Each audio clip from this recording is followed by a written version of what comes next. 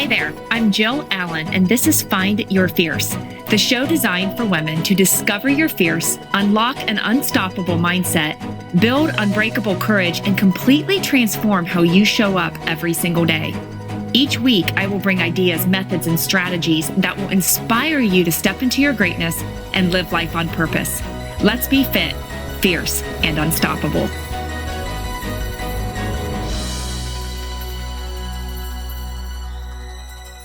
Hey there, gang. Welcome to Find Your Fierce. So glad that you're here with me as we dive into a brand new episode. And I'm super excited about this one because we have a special guest with us today, and I cannot wait for our chat. But before we go any further, I have to say that I love that you are here listening in and spending time with us. So honored that I get to be a part of your day. You're just so amazing. And I have to thank you for your love and support. As always, I appreciate your feedback, your reviews, and I love that you share this podcast and the Set Free message with your friends and family. So if you could keep on doing that, that would be incredible, because you are helping this movement as it helps reach more women and it impacts more lives. And that is certainly what life is all about. So thank you, thank you, thank you. Okay, so let's dive in. Are you ready? I know last fall, not sure if you remember or not, you can always go back and check out all the replays of Find Your Fierce, but we had a 3-part series called Coffee Chats, and my friend and neighbor was a part of that series, and excited to share with you that Liz is back with us today. She's married to Brad. She's a mom to 4 super sweet girls who she homeschools, and let me tell you, she does it all. They own and operate Phoenix Construction and Renovations, building, remodeling, home projects, you name it. And she also creates and designs t-shirts. So there's so much, not to mention she has so much vision and heart, and she is with us today. How are you, Liz? I'm doing great. Thank you. Thanks for having me. I'm excited. Me too. We have no problem talking. I know. Let me tell you, gang, we have been neighbors for what? 3 years, almost 3 years. Okay. 3. Yeah. And so it's crazy. Talk about a blessing, at least for me, for sure. But so many conversations, and it's funny. I was telling Rob just seriously on the way over, when Liz and I talk, we can go super shallow, like just fun, laugh, and then to super deep within a second, and then go back to shallow, like squirrel, look. And we just pick out. And I love that. I love it. But that's what makes it so good, because we can have really heartfelt, real, authentic relationships or conversations, I should say, that can hit home and speak to the heart and make such an impact. But at the same time, we can laugh. And I know for me, I always pee my pants when I laugh hard. And so that's kind of what happens when we get together. And I'm so glad that you're here, because your heart, your light's going to shine, I think, and somebody's going to grab a hold of whatever you're putting down here today. And I can't wait to dive in. We just got back from Alaska. Yay. We did. It was amazing. I know. Alaska, if you guys have not heard, we spent a week in Anchorage, Alaska for a mission trip.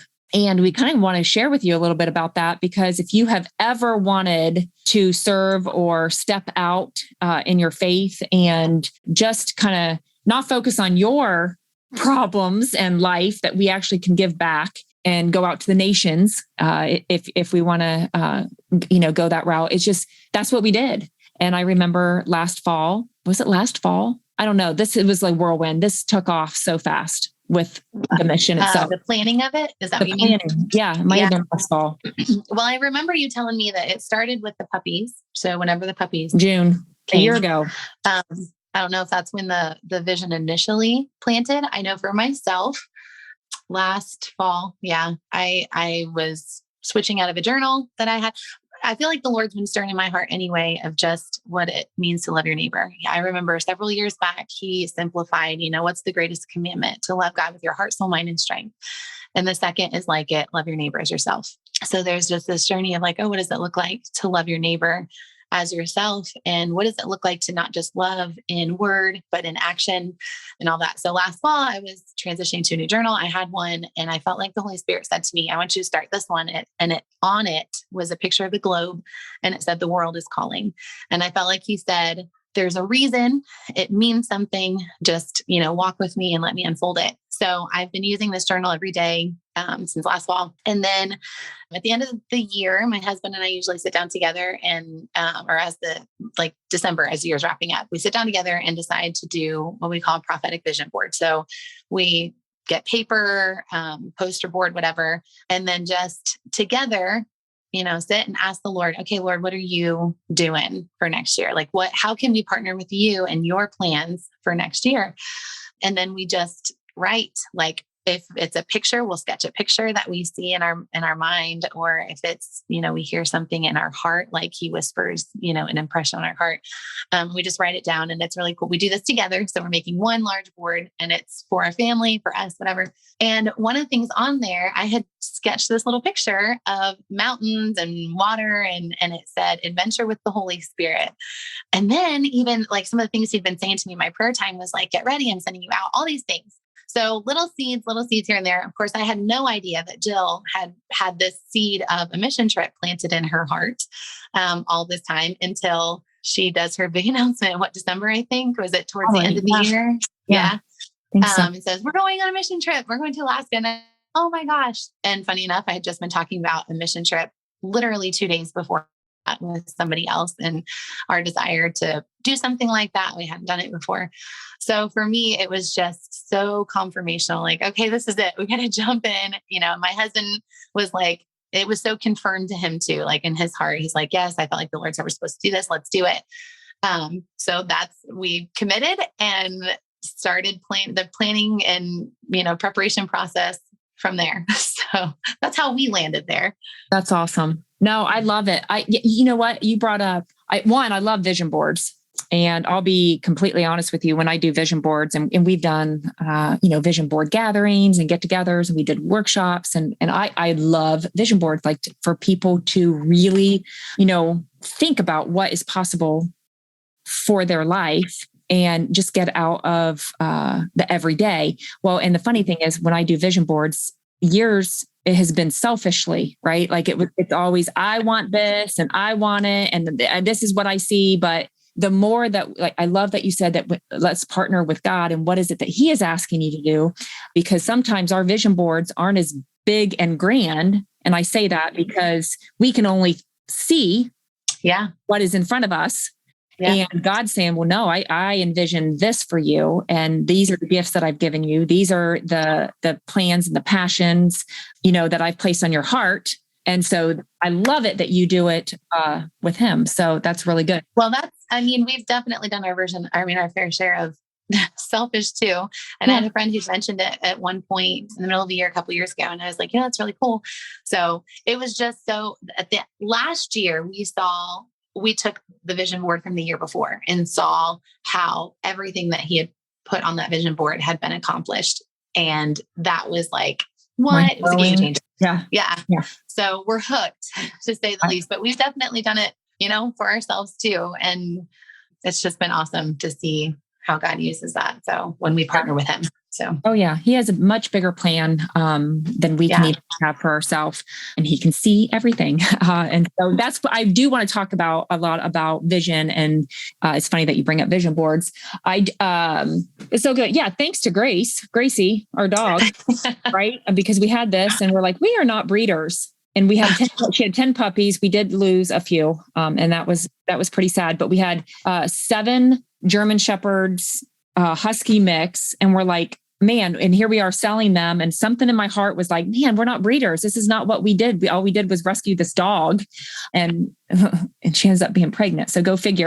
And so, we had this extra money, and in my heart was like, okay, do you start, a nonprofit? That was something that was in our heart. Or, what can we do to give back to this? Because Gracie has blessed us 7 times over and over. And so, we had this extra money, and we actually put it toward the ministry fund. Yeah, that ended up being to several churches there in Alaska. So that's kind of how that worked out. So let's talk a little bit about the process leading up to it, because when I shared that we were going to Alaska, I'm going to preface this the fact that we had no idea what we were doing. Part of it was that we were going to use our gifts and skills for the mission, or to plan that mission. And I love that concept of it. Let's go. We picked a spot. and we're going to go. And we had 26 people that said, okay, I'm game. And what I loved about this from the get-go was, okay, well, I don't know what we're doing. I have no idea where we're going to stay, who we're going to help, who we're going to come in contact with. But all I know is that we're going to Alaska. And that's all I could say for that period of time was, okay, I'm asking you to go. Yeah. People said yes, but there's so much power in that. Yeah, there really is. Yeah. But at the same time, as it was getting closer and closer and closer, their uncertainty started popping in our heads as well. What are we doing? Why don't we know what we're doing for the week? And who are we helping? And where are we staying? And what do we need to bring? And what's the packing list? And all this stuff leading up to it, we just didn't know. Like we were going in blind. Yeah. Yeah. Did you feel that, or were you at complete peace? I like to say it's a little bit of both. I get like my husband was even asking questions. What do I need to pack? Because he's like, I've got tools. So what tools do I need? So there was an element of needing to plan. I think it's just been the work of God in my life. We've had so many experiences in my life, but also in, 10 years with my husband or 11 years with my husband that they've not gone the way that we thought, or there really was no way to plan. And so you essentially feel like you're going in blind. But I've always seen God be faithful and show up. So while there was an element of like, I guess, I don't know what we're going to, what do we need? What do we need was probably the biggest thing. I still had this kind of resounding piece that it was all going to work out because God called us, and he who called is faithful to complete it. And so that was kind of, at least for me, personally, I have to give props to you. You did an awesome job really trying to be on top of it and connecting and checking in with the organization that we went with to see if they had any updates. And that helped tremendously. I know I think it was our last meeting that we had before we left. You had just shared some, something the Lord had dropped in your heart, I think from church that morning. And I think that was tremendously helpful in just kind of releasing a sense of peace too over the group, because I think when it came time, everybody had just resolved, okay, God's like, he's going to show up. He's going to do something, it's going to work out. Even if we might be sleeping on the floor, we might not have showers. We might shower outside, who knows, but we know that God is good and we know that God is faithful, and that's where we rested. So yes, there were moments of like, but at the same time, I felt like he always just spoke and, and through different people, through you, through other people in the group, through just his voice to me of like, it's going to be okay. I've got you. He's got us. Well, and, and this isn't just about the Alaska mission trip. Yes, we're using this as examples or, or a story, but, for you guys listening, I know where you want to probably be listening. Like we just did a series on control and how, because we all like some sort of plan or agenda and schedules. I mean, that's how the culture operates. I mean, we wake up and we want every single day of our, day planned. And we want to feel like we have that control and what's next mentality is so, that's just how humans we operate. Yeah. And that's our default is, what's next and what are we going to do? And so there's so much, there's so much like lessons in this of guys, if you're being called, if there's something in your gut, if there's something in your heart that it just won't go away, we need to kind of wake up and listen to this. And it may not make sense. It doesn't usually make any sense. Really, not usually, and that's kind of goes back to that vision, but yet we're blind sometimes, or we're looking through things through a foggy lens, or it's cloudy. We have this cloudy vision. And it's funny because we go into Alaska, and speaking of that, we go into Alaska and we're so excited. We wanted to see some mountains, right? And they say when you fly in, I mean, people were posting. You can see everything. Yeah. They're surrounded. Yeah. Completely different perspective, right? So we're looking down and we could see these mountaintops and clear skies. But for whatever reason, when we land, we had no idea that there were mountains around us. We were told to go up this highway. I forget the name of it. I don't know. It's a famous highway that you go and you could see. Okay. And we're like, well, we don't see any mountains. I mean, there was so much smoke. There was so it was so gray. It was not what we were envisioning for Alaska. Like, where are the snow covered mountains and the forests and all this? No, we could not see, guys, through this. And so it was funny because that's kind of how this whole entire week went. Yeah. And both like physically and figuratively. So they secured somewhere for us to sleep. We had that figured out. We got there, but we really didn't get like our marching order until, time to get there and show up. And, oddly enough, one of our very first serve projects had to do with clearing brush from a viewpoint that normally when there's not brush in the way, you can see. Was it Denali? Denali. Yeah. Beautiful views. I mean, Denali, yes, mountaintops, but also like incredible sunsets. That's where the sun set in the evening. And it was like nothing I've seen before. But there was all the brush in the way. So the vision was clouded and you couldn't see any of that beautiful perspective because it was all, covered in debris. So, or in hedges. It's and hilarious trees. To me, because it's kind of like, okay, it was just such a theme. Right.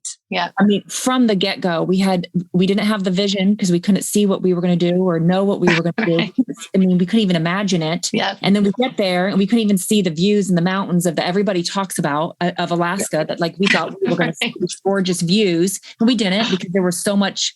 Actually, there were like the whole entire area was peppered in fires. And so the smoke was there and clouding our vision. That.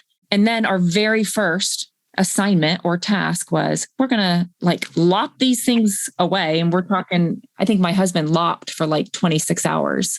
Like at least. Days. And then when we cleared that, it was still a little bit hazy, but we could see the outline, like a glimpse. Yeah. Oh, that's so good. Yeah.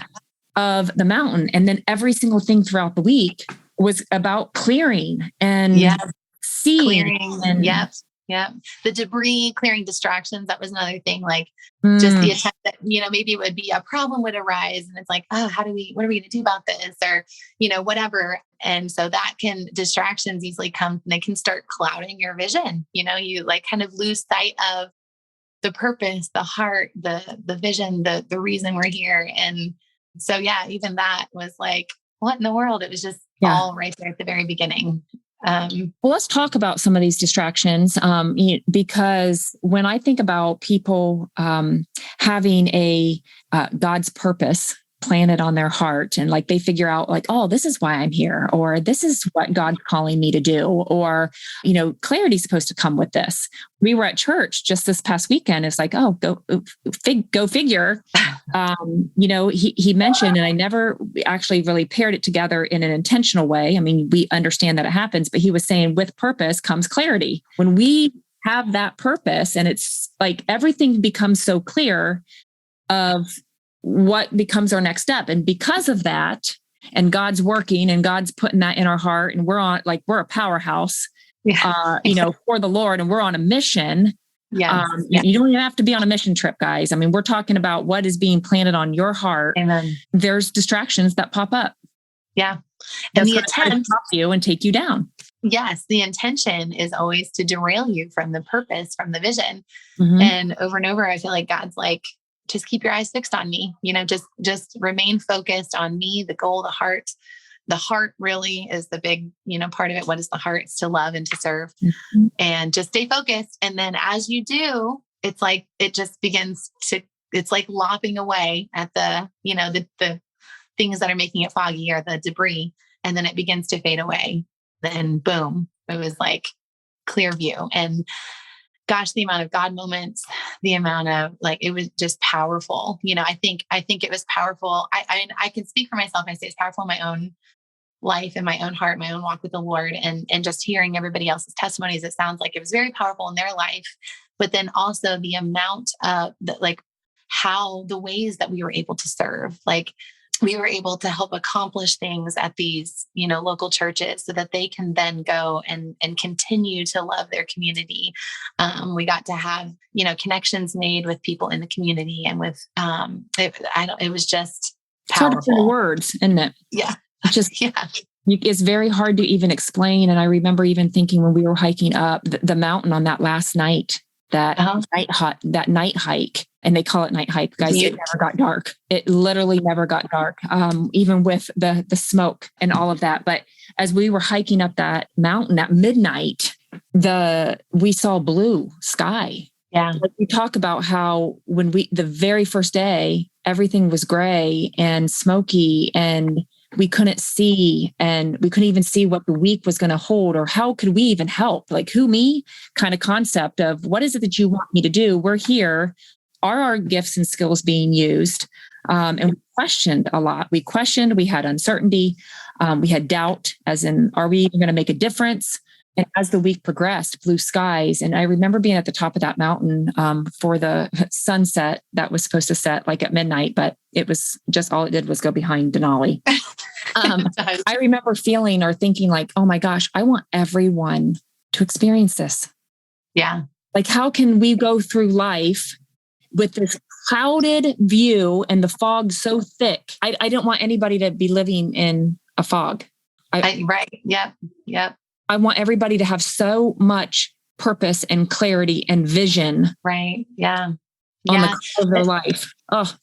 And it feels like, so the trip, it was like, okay, so it started with the seed, and that's really all you had. You didn't have vision really, but you took a step. So how, like, I think about, it's just funny to me how this trip played out. It seems so parallel to how life goes. We have the seed in our heart, but sometimes we don't step because we don't see, like we don't have the vision. We don't have the clarity yet, but you took a step and then more came, more vision began to come, but it was a step. It was a yes and a step of trust. Essentially, it was just obedience and faith, knowing that he's going to do it. So and then, there's the fear and the uncertainty that comes, but you just stay fixed on him. And then you get there, and then maybe the distractions or the, attempts to derail come, but nope, you stay fixed on him and what he's doing. And then those fall away. And then boom, you see how it all unfolds. Yeah, it's breakthrough. It all unfolds and you see miracles, it's like you literally see God move. One of my favorite terms I've been saying is like, it felt like heaven met earth. Like it really did. It felt like it was a collision of both. And we got to be part of it. So because of our, do it, guys. Yeah. Oh, that's the perfect way to kind of put this all together, because I know that there are so many seeds that are planted every day in someone's heart that never gets to that full bloom. Because we choose to continue to stay and not do the crazy things that God's asking us to do. And so, gosh, I mean, what do you have to say? I mean, at the end, guys, here's the thing. Once God does that and we say yes, and we begin to water and do all that, all the cliches that I could kind of list right now, what we need to do. All I know is that God's not done. Yeah. I mean, there's more, and there's always more around the corner. I think about hiking, and there's like, oh, do we stop here and turn around? Like, I don't know. We go around the bend, like, and then boom, there's this waterfall, and there's something more that he has for you. If we just continue to press on and continue to move forward. What else? I mean, do you have to add to that besides the fact that 2023 is coming up? Yeah. Yeah. So be watching.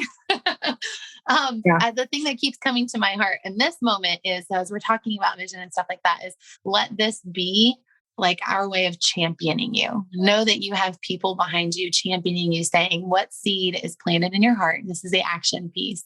What is that thing that's been in your heart? Maybe consistently, it's like the thing you can't shake. You can't seem to get rid of that nudge. Let this act as we're championing and we're saying, do it. Take hold of it. Say, okay, I'm going to take this seed and I'm going to just step out in faith. Take the next step, whatever that may be. And then just keep walk with God as he unfolds it.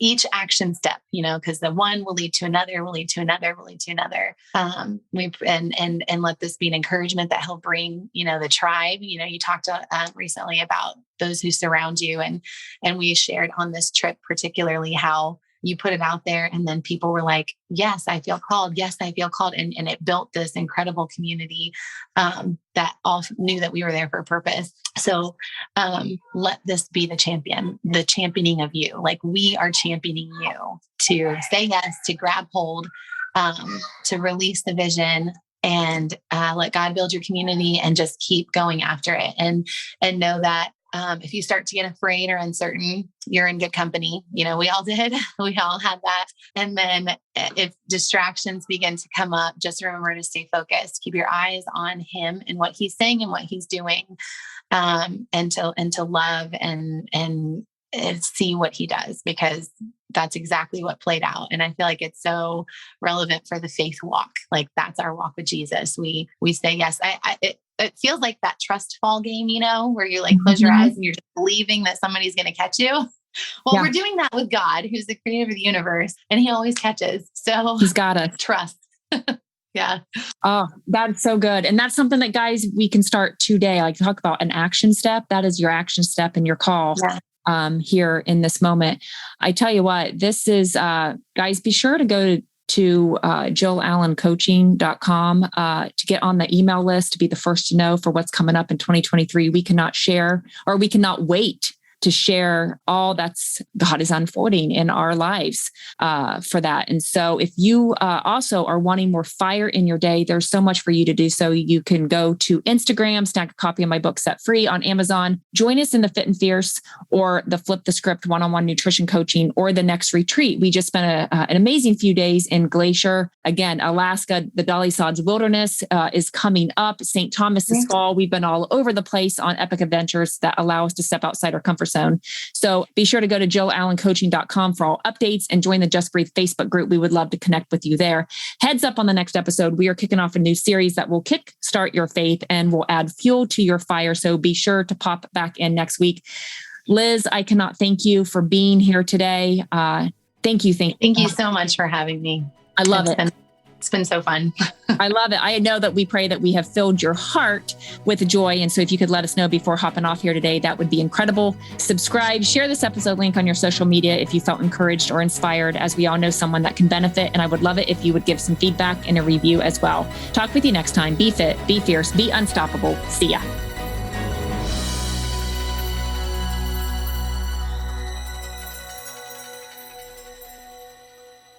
This is thepodcastfactory.com.